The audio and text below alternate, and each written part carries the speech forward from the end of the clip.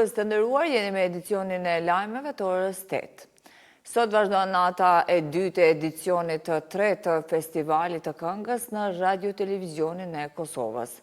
Edhe sonte, sikurse mbrëm në skenë do të ngjiten artistë të njohur si dhe talentet e reja, ndërkohë që tashmë dihet se në garë janë 20 këngë artistë edhe përtej kufive të Kosovës. Nata e parë u përmbyll me një performancë të jashtëzakonshme nga të gjithë konkurrentët e festivalit, të cilët interpretuan së bashku këngën Baresha, një kompozim i njohur i Rexho Mulliqit.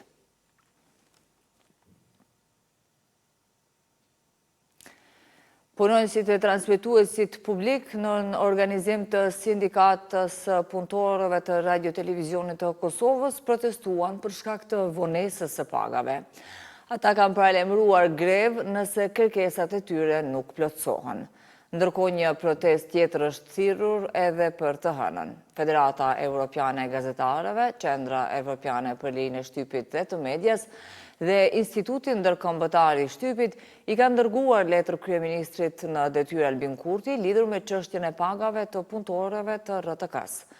Këto organizata i kërkojnë Kurtit që menjëherë të marrë vendim për të transferuar buxhetin e kërkuar të RTK-s për të siguruar që punonësit të marrin pagat e tyre, e cila është e drejta e tyre themelore. Për buxhetin e transmetuesit publik dhe gjendjen aktuale të pagave të punonjësve të RTK-s ka folur edhe zëvendës kryeministri në detyrë Besnik Bislimi. Bislimi tha se situata aktuale me bllokimin e buxhetit nuk mund të vazhdojë pafundësisht dhe se deputetët duhet të mbajnë përgjegjësi për vendimet e tyre.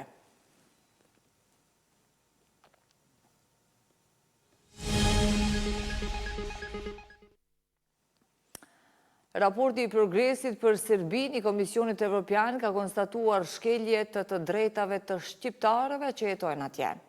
Shqiptarët në Preshev, Medvegj e Bujanoc, vitet e fundit në vazhdimsi kanë denoncuar atë që e cilësojnë si pasivizim të adresave, që nënkupton një artikulim të politikave që synim kanë spastrimin etnik të shqiptarëve përmes mjeteve administrative.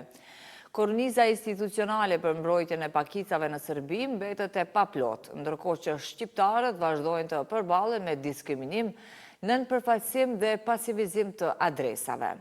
Këtë ka nënvizuar raporti i progresit për Serbinë, duke pasqyruar përmes pasivizimit të adresave një artikulim të politikave që synim kanë spastrimin etnik të shqiptarëve përmes mjeteve administrative.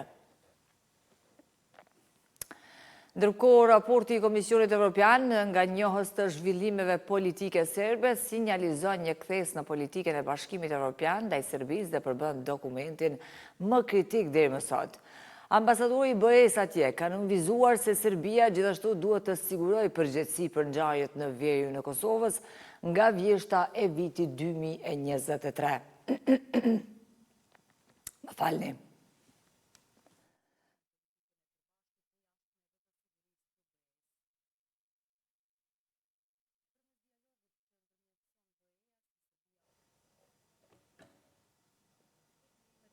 Ambasadori i BE-s atje ka nënvizuar se Serbia gjithashtu duhet të sigurojë përgjegjësi për ngjarjet në veriun e Kosovës nga vjeshta e vitit 2023. Komisioni Evropian në raportin më të ri për Serbinë thekson se përparimi në sundimin e ligjit dhe normalizimi i marrëdhënieve me Kosovën do të vazhdojnë të përcaktojnë ritmin e përgjithshëm të anëtarësimit të Serbisë në Bashkimin Evropian. Nderuar shikues, kaq për këtë edicion të lajmeve, bashkë takohemi në edicionin e orës së 9. Ne ju falenderojmë për vëmendje, miru pafshim.